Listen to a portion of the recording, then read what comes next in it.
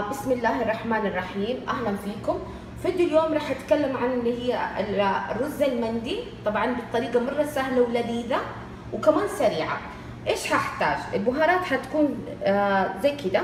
انا هنا حاطه دجاجه وصدر دجاجه، تقريبا دجاجه 1300 جرام.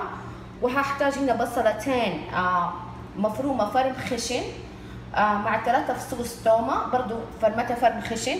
هحتاج طبعا لتلوين الرز وصبغة الدجاج اللي هي صبغة الزعفران. ممكن تحطي انتي زعفران طبيعي اللي هو الشعر، او هحتاج كمان ملح حسب العلبة. طبعا البهارات ايش حتكون؟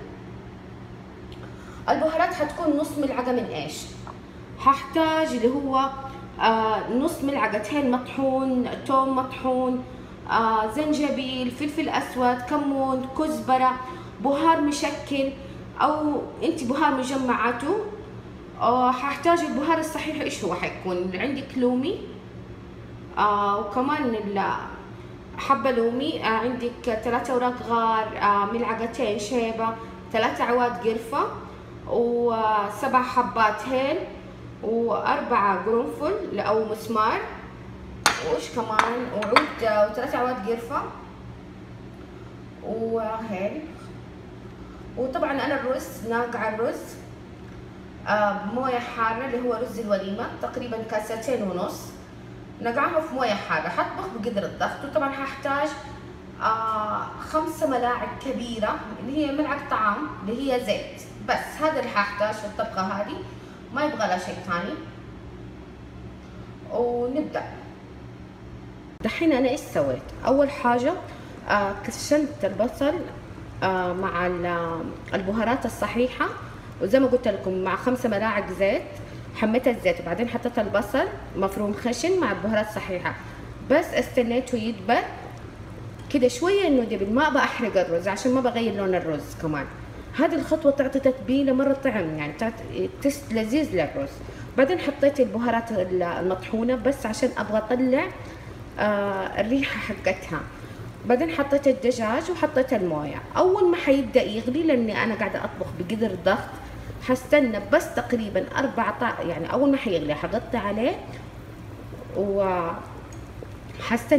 حغطي عليه واخليه على نار وسط لمده 13 دقيقه بس بقدر الضغط. بعدين حشيله اوكي. وحدهنه بايش؟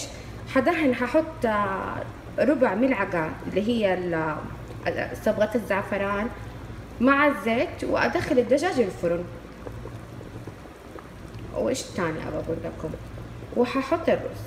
اهم شيء اول ما حيبدا يغلي اوكي ححط ايش؟ حغطي عليه ويبدا عمليه الطبخ. دحين ايش سويت؟ طبعا شلت الدجاج او نقصت شوي من المرق عشان كثيره، وحطيت الرز بس ابغاه يفور، وحغطي عليه على مده 7 دقائق بالضبط، طبعا على نار مره هاديه. اوكي شايفين الرز قد ايه؟ يعني ما يكون شويه بس، خلينا نقول ربع زي كده، اقل من هذا اصبع، نص ربع اصبع زي كده.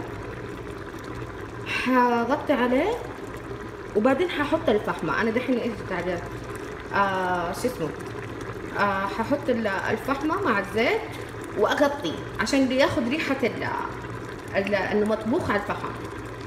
بعد ما استوى الرز دحين ايش حسوي؟ انا هنا اخذت شويه من مرقه الدجاج طيب، وحطيت طبعا تقريبا ربع صبغه زعفران. دحين حبدا الون اللي هو الرز عشان يجيني اللونين اللي هو الابيض والاصفر. عادي انت براحتك في النهايه، حابه الالوان ثانيه تحطي احمر، تحطي اللي حبته.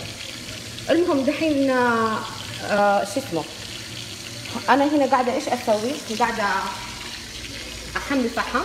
هحط كده بطايه زي كده قصدي، هحط معاه كمان ملعقتين يعني سمنه. احسن السمنه ترى يا بنات، لانه تعطي طعم مره لذيذ. هحط السمنه وهحط عليها الفحمه وحغطي على قدر الضغط، يعني هحط بالنص، هسوي تجويفه اوكي في قدر الرز واغطي عليه كده. حيتبخر الرز وحياخد طعم الفحم، حيصير طعمه مره لذيذ كانه مطبوخ على الحطب. ونشوف كيف سويت؟ حطيت الدجاج في قدر الضغط تاني، رجعته بعد ما انا قليته، او تحطيه بالفرن. حطيت السمنه كده في القصديره في النص. ودحين ايش حسوي؟ هحط الفحمه وعلى طول حغطي عليه قدر الضغط، حخليه كده وقت من الغرف كده، حيصير طعم الاكل مره لذيذ. اوكي، وكده طبعا الشكل النهائي للاكله. شوف كيف المندي مره لذيذ طبعا باللونين زي ما قلت لكم. طبعا زي ما قلت لكم نقصت من الشوربه لانها كثيره، وسوي جنبه سلطه حاره.